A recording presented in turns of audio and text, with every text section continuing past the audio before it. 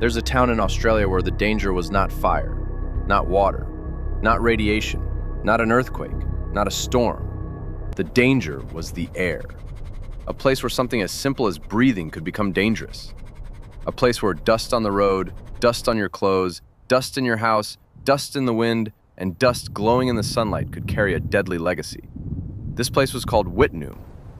For years, it looked like a remote mining town in one of the most beautiful and brutal landscapes in Western Australia.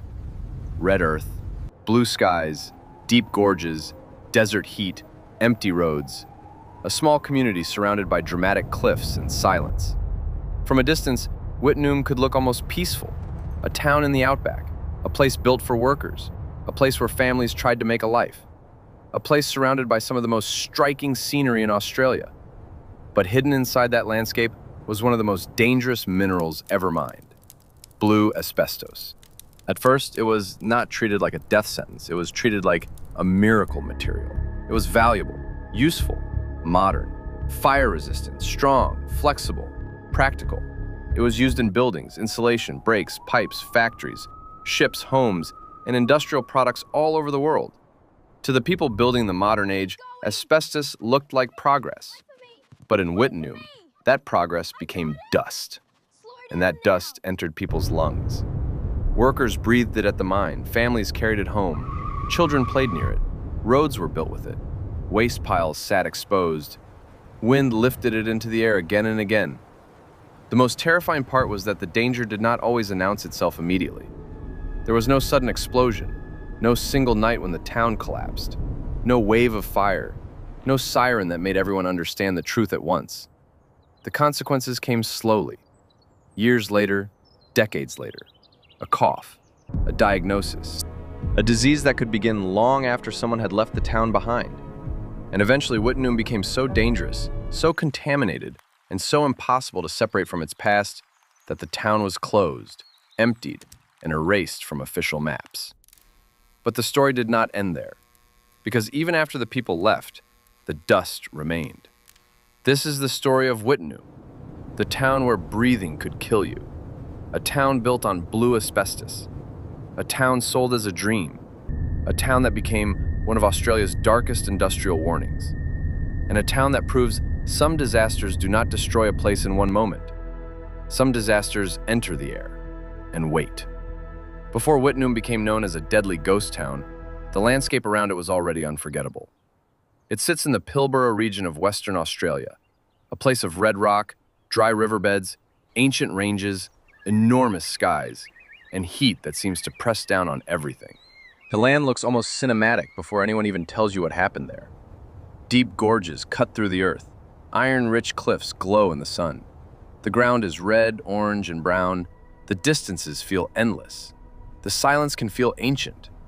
To someone passing through, the area can look wild, beautiful, and empty. But it was never truly empty. Long before mining companies arrived, this was Aboriginal land, connected to people, memory, culture, and country. The landscape was not just scenery, it held meaning. It held stories. It held a relationship between people and place that went far deeper than a mining map.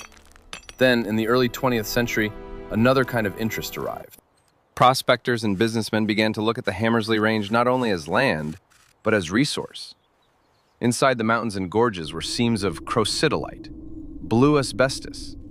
At the time, asbestos had a powerful reputation. It was not yet seen by the public as a symbol of disease. It was seen as practical, modern, and valuable. It resisted heat. It resisted fire. It could be woven. It could be mixed. It could be shaped. It could be added into products used across industrial life. The world wanted materials that could build faster, last longer, and survive extreme conditions. Blue asbestos seemed to offer exactly that. So the remote gorge that might have remained a place of silence became something else. A mining opportunity, a promise, a business plan, a future. The story of Wittenoom begins with that shift. The moment when a landscape is no longer seen only as a place, but as something to extract from. At first, that may not sound unusual. Mining towns have appeared all over the world because someone found something valuable underground. Gold towns, coal towns, copper towns, iron towns, oil towns. People follow resources. Roads follow people. Houses follow roads. Schools follow families. And slowly, a place that once looked empty becomes a town. But Wittenoom was different, because the material that built the town also poisoned it. The same mineral that gave people wages, houses, roads, and a future would later make the town unlivable. That is what makes Wittenoom so haunting. It was not destroyed by an outside enemy. It was not destroyed because the resource simply ran out and everyone moved on. It was built around the very thing that would become its curse. The danger was there from the beginning. Only for many people, it was too small to see, too fine to notice, too ordinary looking to fear. Dust. And in Wittenoom, dust was not just dust. To understand Wittenoom, you have to understand the power of the word asbestos before it became a warning. For much of the 20th century, asbestos was everywhere.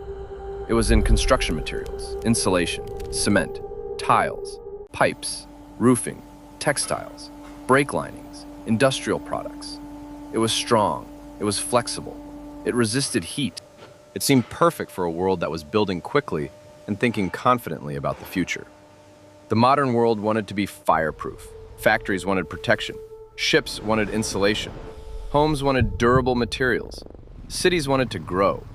Industry wanted products that could survive heat, friction, pressure, and time. Asbestos looked like the answer. But asbestos is not one simple thing. There are different types, and the type mined around Wittenoom was crocidolite, blue asbestos. It is made of extremely fine fibers. That is what made it useful, and that is what made it dangerous. Because when asbestos is disturbed, those fibers can become airborne. They can float in dust. They can be breathed in. And once they enter the lungs, the body cannot easily remove them. The fibers can remain there for years, for decades, quietly damaging tissue, quietly increasing risk, quietly waiting. That is the nightmare of asbestos exposure. The delay between the moment of contact and the moment of consequence. A person can breathe the dust as a young worker and only understand the full cost much later in life. A child can grow up near contaminated roads and not know what the air around them carried. A family can leave a town and still carry the story inside their bodies. In Wittenoom, blue asbestos was not hidden in one sealed laboratory. It was mined, crushed, transported, processed, stored, moved, and spread. It was part of work, part of industry, part of the roads, part of the air. In old photographs, a mining town can look ordinary. Men at work, trucks on roads, families in houses, children in the sun, a company town growing in a remote landscape. But what those images cannot show clearly is the fiber, the tiny invisible danger, the thing that made the dust different from normal dust. That is why Wittenoom is so disturbing as a documentary subject. The landscape looks beautiful. The town once looked alive. The industry looked modern. And the danger was almost weightless. A fiber, a breath, a particle in sunlight. Something so small it could be ignored until it was too late. Because this was not danger that always looked like danger. It did not glow, it did not burn, it did not announce itself with a smell that everyone could recognize. It could sit quietly on a road. It could rise behind a passing vehicle. It could cling to work clothes. It could drift in the air while life continued around it. That is why Wittenoom is not only a story about mining, it is a story about trust. People trusted the job. They trusted the town. They trusted the material. They trusted the future. And slowly, that trust broke down into dust. Wittenoom was not simply a random settlement that happened to have a mine nearby. It became a company town, a place built to support mining and milling operations in the gorge. Workers were needed. Infrastructure was needed. Housing was needed. Families followed. A community formed. The town began to take shape in the red landscape. There were homes, shops, roads, a school, a hospital, sports fields, a swimming pool, social clubs. Places where people could gather, work, rest, argue, celebrate, and live. From the outside, this is one of the hardest parts of the story to process.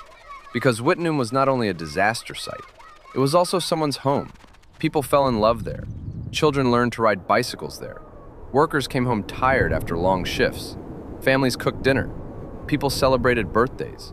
Friends met in the heat of the evening. The town had routines. It had sounds, engines, footsteps, voices. mining equipment, wind moving through dry land. For many people who lived there, Wittenoom was not a symbol of death. It was opportunity, a job, a new start, a place where a family could survive in a remote part of Australia. And that is what makes the story painful. Because disasters are easier to understand when they look like disasters from the beginning. Wittenoom did not. It looked like work. It looked like industry. It looked like a town being built. Advertisements and official photographs presented the place as bright, productive, and full of potential. The surrounding gorge looked dramatic and beautiful. The town seemed to offer a life that was rugged but meaningful. And in the post-war world, that mattered. People were looking for work. Countries were building. Materials were in demand. Remote industry was seen as part of national progress. So Wittenoom grew around a dangerous promise. The mine fed the town. The town fed the mine. The industry created wages. The wages created homes. The homes created families. And the families created memory. But in the background, the dust was always there. It came from the mine. It came from the mill. It came from the tailings. It came from trucks. It came from disturbed ground. It came from the very industry that everyone depended on. At first, many people did not understand the full danger. Others raised concerns. But the machine of industry had momentum. And once a town is built around a mine, it is hard to admit that the mine itself may be the problem. Because if the mine is dangerous, then the job is dangerous. If the job is dangerous, then the economy is dangerous. If the economy is dangerous, then the town's reason for existing becomes dangerous too. That was Wittenoom's trap. Its lifeblood was also its poison. And this is what separates Wittenoom from a normal, abandoned mining town. Many mining towns die when the mine closes. Wittenoom became infamous because what the mine left behind did not stay in the past. The waste remained. The fibers remained. The health consequences remained. The name remained. Even after the town began to disappear, the reason it disappeared was still present in the land. That is why Wittenoom feels less like a ghost town and more like a warning written into the ground. The most unsettling thing about Wittenoom is not only what happened inside the mine, it is how far the contamination reached into everyday life. In many mining disasters, people imagine danger as something located behind a fence, underground, or inside an industrial area. But asbestos dust does not respect the boundary between workplace and home. It travels on boots, on clothes, on trucks, on wind, on road dust, on tailings used as fill. A worker could leave the mine and bring fibers back with him. A vehicle could drive over contaminated ground and lift dust into the air. Children could play in places that looked normal. Families could live in houses surrounded by a landscape that carried invisible risk. That is one of the reasons Wittenoom is so chilling. The danger was not always dramatic. It was ordinary. A dusty road, a dry wind, a pile of waste rock, a shirt brought home after work, a child playing outside, a car driving through the town. Dust is part of desert life. People expect it. They wipe it off tables. They shake it from clothes. They see it in the air at sunset. But in Wittenoom, some of that dust carried blue asbestos fibers. That turned the ordinary into something terrifying. Imagine the place where your child plays being connected to a disease that may not appear for decades. Imagine the road outside your house becoming a source of risk. Imagine the air itself becoming questionable. That is why the story of Wittenoom feels different from many abandoned towns. A burned town warns you with black walls. A flooded town warns you with water. A radioactive site warns you with instruments and exclusion zones. But Wittenoom's danger could be almost invisible. You could stand in the landscape and see beauty, gorges, red cliffs, open sky, silence, and still be in danger from what the wind might carry. This is the psychological horror of contamination. The land looks present. The road looks real. The buildings may still stand, but trust has been broken. The ground cannot be trusted. The dust cannot be trusted. Even the air cannot be fully trusted. And when a place reaches that point, it stops being simply remote or abandoned. It becomes forbidden, not because it is haunted by ghosts, but because it is haunted by particles, tiny fibers left behind by human decisions. And those fibers create a different kind of fear. Not the fear of something chasing you, not the fear of something collapsing above you, not the fear of a fire you can see, but the fear of something entering your body without permission. Something you might not notice. Something that might not hurt immediately. Something that could wait silently for decades.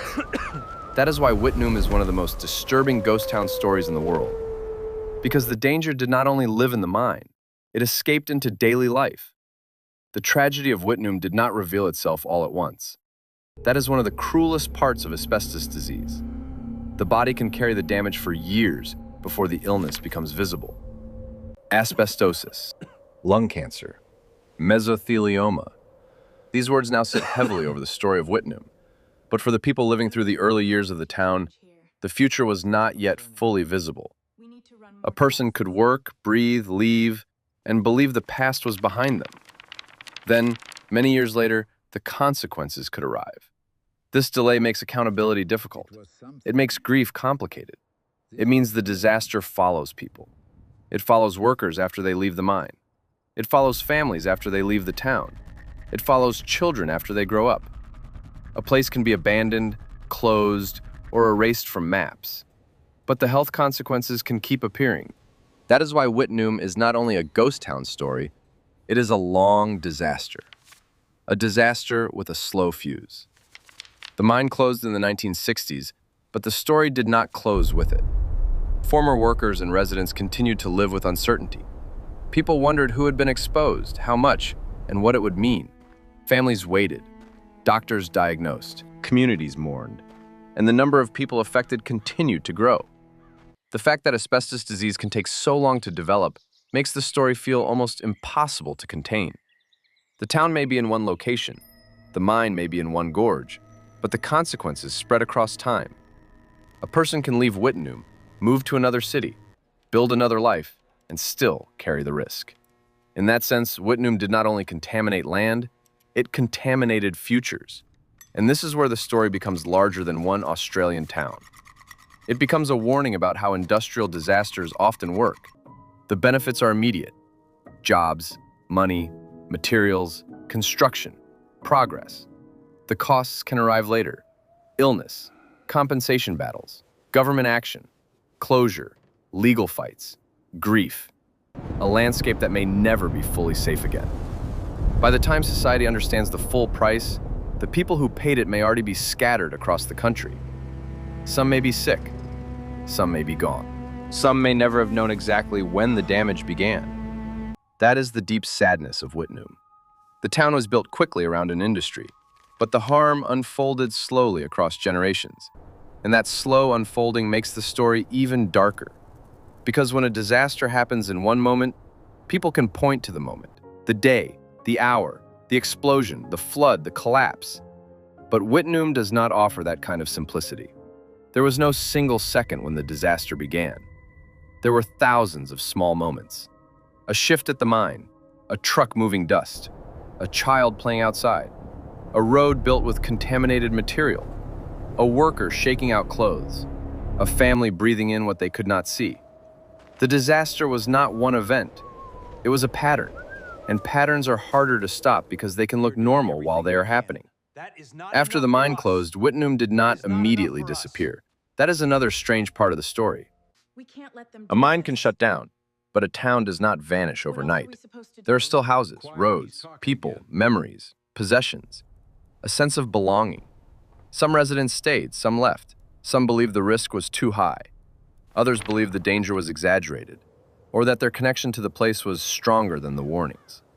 This is difficult to judge from the outside, because to officials, Wittenoom became a public health risk. But to some people, it was still home. That conflict appears again and again in stories of dangerous places. One side sees a hazard, the other side sees a life. The government can declare an area unsafe. Scientists can warn about exposure. Maps can change. Services can be withdrawn. But people do not always leave easily. They remember what the place was before it became a symbol. They remember neighbors, family, investment, freedom, landscape, silence. For some, Wittenoom was not simply contaminated land. It was the place they had chosen, endured, and loved. But over time, the pressure to close the town grew. The warnings became stronger. The official position became clearer. The area was not suitable for human habitation. The town was eventually formally removed from the map. Government services were withdrawn, private properties were acquired. The remaining structures became part of the final problem. As long as buildings stood, people might keep coming. Curious visitors, urban explorers, tourists chasing danger, people wanting photographs from a forbidden place, and that created another risk. Wittenoom was no longer only a tragedy of the past, it became a dangerous attraction. The landscape was beautiful enough to tempt people in. The story was dark enough to make people curious. But the official message remained simple: do not go there. Because this is not a normal ghost town. It is not an abandoned movie set. It is not just a place with empty houses and dramatic scenery. It is a contaminated site. A place where the dust itself carries history and possibly danger. So the closure of Wittenoom became more than administrative. It became symbolic. The state was not only closing a town, it was admitting that the town could not continue as a town, that there was no safe version of normal life there, that the past had made the future impossible. This is one of the most tragic transformations a place can undergo. A town begins as hope, then becomes industry, then becomes risk, then becomes warning, then becomes absence. And at the end, even its name on a map becomes a problem. There is something deeply unsettling about a town being erased from maps. Maps are supposed to confirm that a place exists. They give names to roads, they mark boundaries, they tell travelers where they are. But when Wittenoom was removed from official maps, it was not because the place had physically disappeared. The land was still there. The gorge was still there. The roads were still traceable. The history was still there. But the name became a warning. The absence on the map was meant to discourage people from going, to make the place harder to find, to reduce the pull of curiosity. That is very different from a town that simply fades away. Wittenoom had to be actively discouraged from existing in the public imagination as a destination. And yet, the more forbidden a place becomes, the more some people want to see it. That is part of the problem with ghost towns in the internet age. Ruins become content. Danger becomes aesthetic. Warning signs become part of the attraction. A contaminated place becomes a backdrop for photos. But Wittenoom is not just a creepy location. It is a graveyard of industrial choices. Every abandoned structure, every closed road, every warning, every piece of contaminated ground points back to the same question. What was the real cost of this industry? The town was not erased because nothing happened there. It was erased because too much happened there.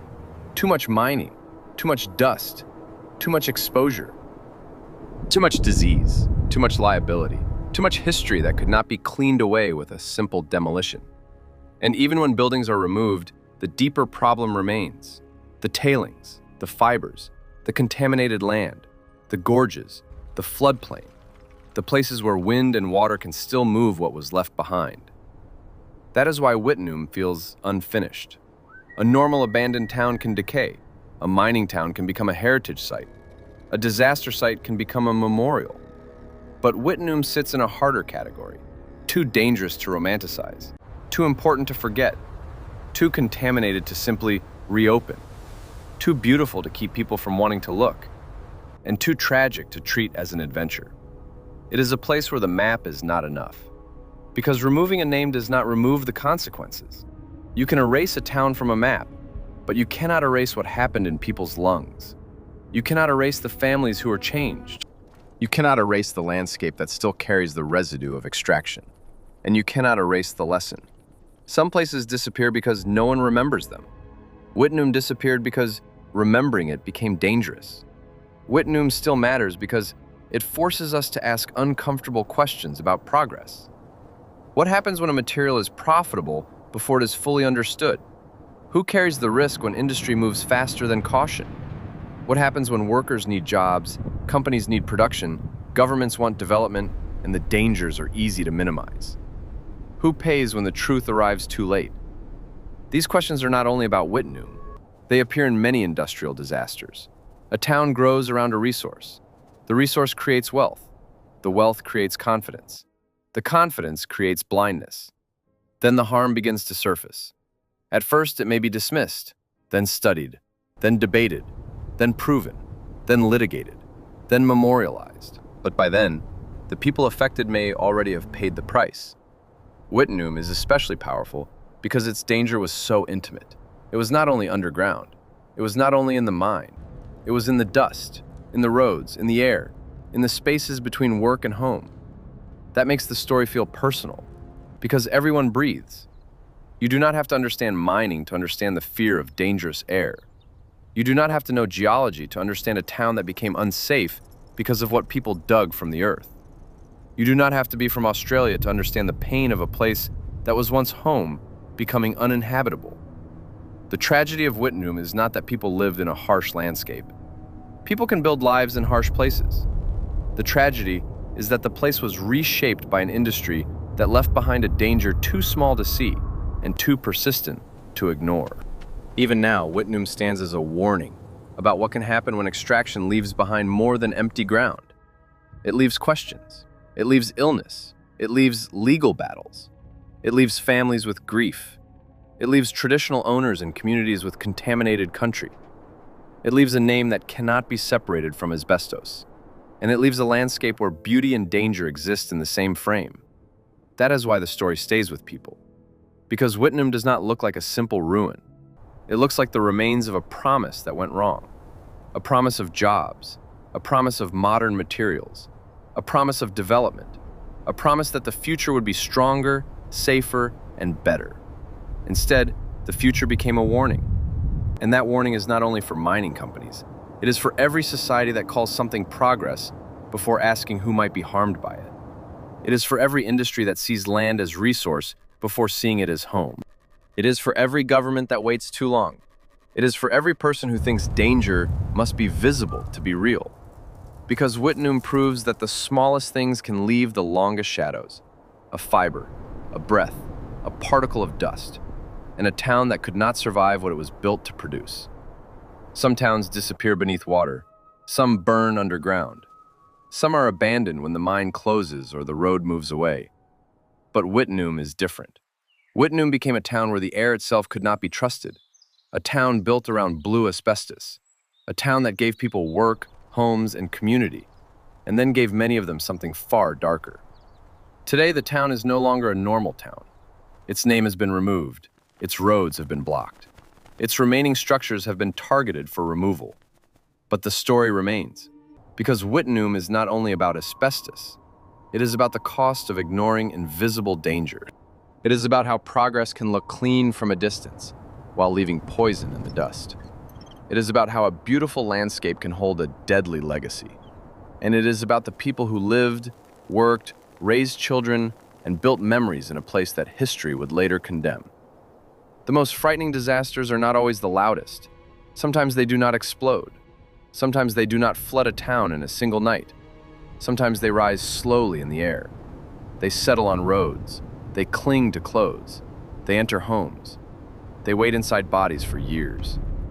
And by the time the world finally understands what happened, the town is already gone. This is Wittenoom, the town where breathing could kill you, a place where progress became dust, a place where a beautiful landscape became a warning, a place erased from maps, but not from history.